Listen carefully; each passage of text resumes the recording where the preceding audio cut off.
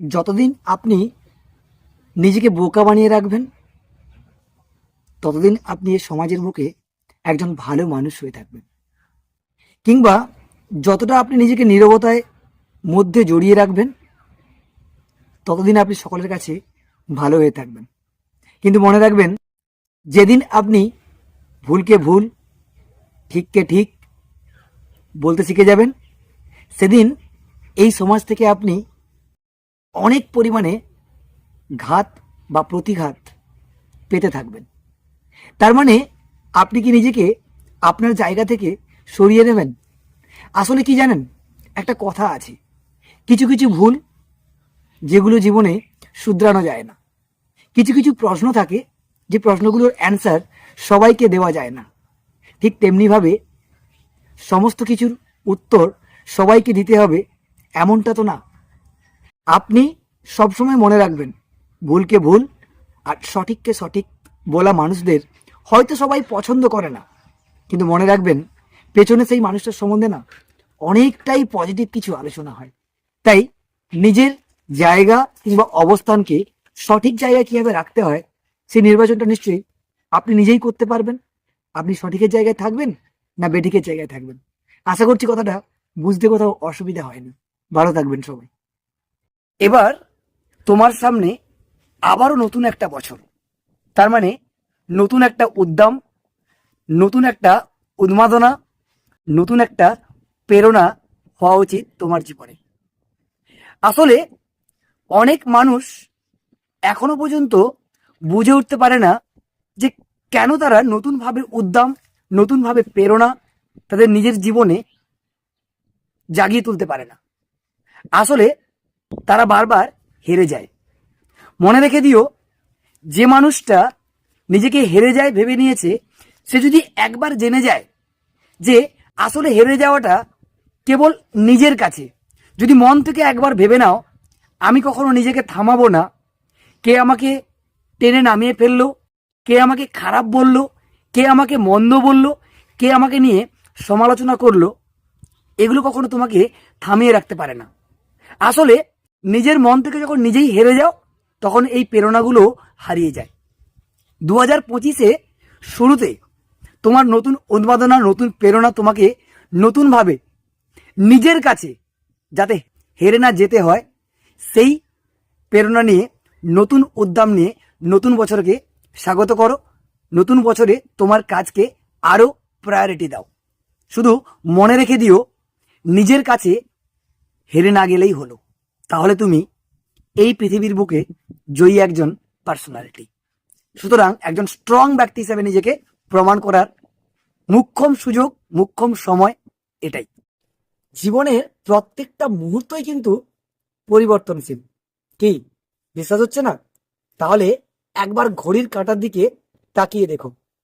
তাহলে তুমি কিংবা আমি কেন এটা ভাবছি যে আমরা যে জায়গায় আছি সে জায়গা থেকে একটুও পরিবর্তন হচ্ছি না, এক জায়গায় সীমাবদ্ধ হচ্ছি? আসলে কি বলতো, ঘড়ির কাঁটার দিকে তাকিয়ে তুমি যেটা অনুভব করছো যে না, ঘড়ির কাঁটা যদি সবসময় চলতে থাকে তাহলে আমাদের জীবনও কিন্তু সবসময় চলতে থাকে। তাহলে কেবলমাত্র তোমার ইতিবাচক মনোভাব, পজিটিভ থিঙ্কিং, আজকের সময়কে বিশ্লেষণ করে আগামী দিনটাকে কিভাবে আরো 1% ডেভেলপ করতে হবে, আগামী দিনটাকে কিভাবে আরো পরিবর্তন করতে হবে, তার থিঙ্কিং রাখতে হবে। তবেই না আমরা ডে বাই ডে নিজেকে আরো আপ আপ আপ করে উপরের দিকে নিয়ে যাব। এটাই তো আমার তোমার চিন্তা ভাবনা হওয়া উচিত। তাই কখনোই নিজেকে এক জায়গায় স্থির রেখো না। মুহূর্ত যেখানে চেঞ্জ হচ্ছে সেখানে তুমিও পরিবর্তন হবে, এটা আমার দৃঢ় বিশ্বাস। শুধু মানসিকতার পরিবর্তন করলেই you will get a achiever, right? Best of luck, সবাই ভালো থেকে। দেখতে দেখতে 2024 শেষ, অপরদিকে আজকে 2025-এর প্রথম দিন, অর্থাৎ একটা বছরের শেষ, নতুন একটা বছরের শুরু। আসলে কি বলুন তো, যার শুরু থাকে তার শেষ থাকে, সেটাকে তো মেনে নিতেই হবে। তাহলে আমরা বছর শেষে হিসেব করি কেন যে কি পেলাম আর কি পেলাম না? আসলে যারা ভাবেন যে 2024-এ এটা পেলাম না, তাদের এই ভ্রান্ত ধারণাটা একটু ভেঙে দিন। মনে রাখবেন 2024-এ যেটা পাননি, যেটা পাওয়ার আশা নিয়ে আপনি আপ্রাণ চেষ্টা করেছেন, সেখান থেকে যে শিক্ষাটা অর্জন করেছেন, সেই অর্জিত শিক্ষাকে 2025-এ আপনি আপনার জীবনে অ্যাপ্লাই করে সেই জিনিসটা অ্যাচিভ করবেন, এটা আমার দৃঢ় বিশ্বাস।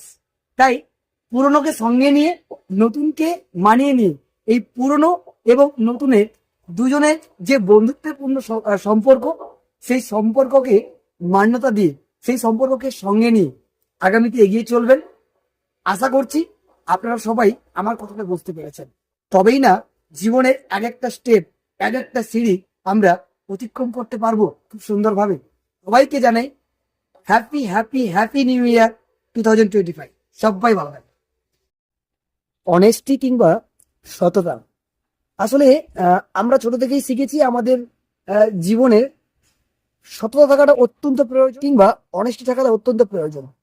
ইংলিশে খুব সুন্দর একটা কথা আছে, honesty is a precious gift in our life. সত্যিই তো, যদি সততা হয় আমাদের জীবনের মূল্যবান একটা গিফট, তাহলে তাকে নিয়ে আমরা কেন ছেলে খেলা করি? কখনো ভেবে দেখেছেন? সততা সত্যি যদি জীবনের একটা প্রধান গিফট হয়, তাহলে কেন আপনি সবার কাছে সততা থাকার চেষ্টা করেন বা অনেস্টি থাকার চেষ্টা করেন? মনে রাখবেন, সস্তা লোকেরা কিংবা চিপার পার্সনরা সততার সম্মান দিতে জানেন না বা জানে না। তাহলে কি করে আপনি সবার কাছে অনেস্টি আশা করেন, সততা আশা করেন? তাই তো সততার মূল্য সমাজের বুকে অনেকটা ডিক্রিজ হয়ে যায়। তাই কোথায় কিভাবে নিজের অনেস্টিকে ইউজ করবেন, সে বিষয়টা নিশ্চয়ই আমাকে আর বোঝাতে হবে না। অনেস্টি থাকতে হবে, কারণ honesty is a precious gift our life. আমাদের প্রত্যেকের জীবনে অনেস্টি একটা সত্যি মূল্যবান সম্পদ বলতে পারেন, মূল্যবান উপহার বলতে পারেন। তাকে সম্মান করুন, তাকে রেসপেক্ট করুন, সস্তা জায়গায় বিলিয়ে দেবেন না। আশা করছি কথাটা ভালো লাগবে। সবাই ভালো থাকবেন।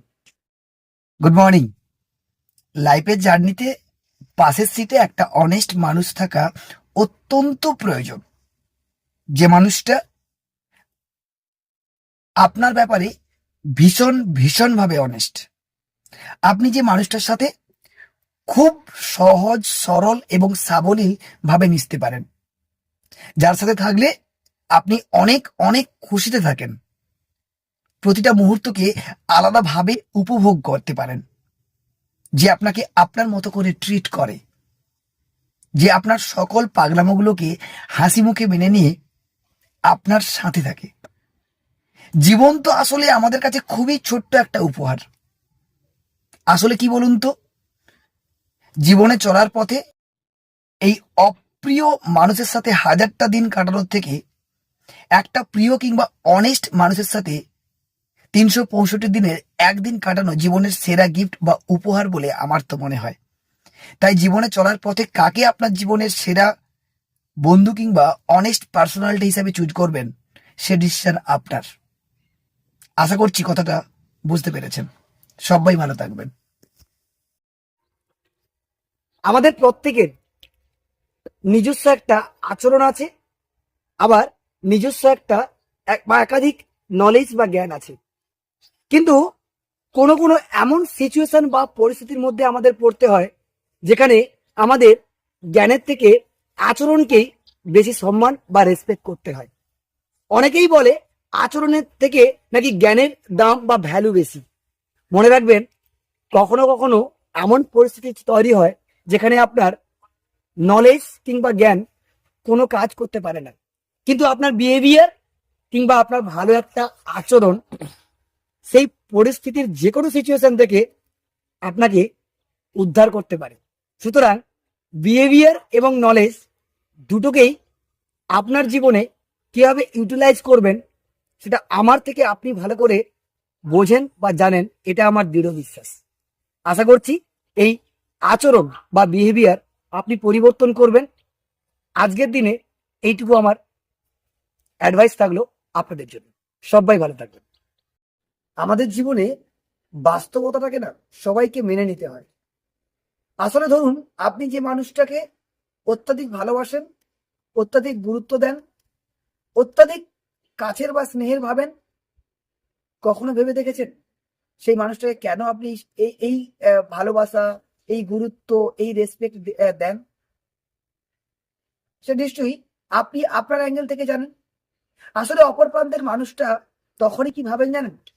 যে ওই মানুষটা স্বাধীন, এই মানুষটা আমাকে এত টাইম দেয়, মানে ওই মানুষটার কাছে প্রচুর পরিমাণে কমফোর্টেবল টাইম আছে, যে মানুষটার ফ্রি জোন প্রচুর আছে, তাই আমাকে এত ভালোবাসে, আমাকে এত রেসপেক্ট দেয়, আমাকে এত সম্মান করে। সুতরাং বাস্তবতা কি জিনিস এখনো আমরা হয়তো বুঝে উঠতে পারিনি। ঠিক অপর প্রান্তে তাকিয়ে দেখবেন, যখন কোনো রিলেশন আমরা শেষ করতে চাই কোনো মানুষের সাথে, কখনো ভেবে দেখেছেন কেন সেই রিলেশন শেষ হয়? মনে রাখবেন, একটা মানুষের সাথে সম্পর্ক তখনই শেষ হয় সেই মানুষটা কিংবা আপনি তার সাথে এমন কোনো চরম ব্যবহার করেছেন, চরম খারাপ আচরণ করেছেন, যেখানে সম্পর্ককে সম্মান দেওয়ার থেকে সম্পর্ক থেকে বেরিয়ে আসাটাই প্রাধান্য বা শ্রেষ্ঠ বলে মনে হয় আপনার কাছে। সুতরাং স্বচ্ছ পরিষ্কার পরিকল্পনা নিয়ে যদি আপনার কনসেপ্ট থাকে বাস্তবতাকে বুঝে নেওয়ার, আপনি নিশ্চয়ই বাস্তবতাকে সম্মান করতে জানবেন। সবাই ভালো থাকবেন।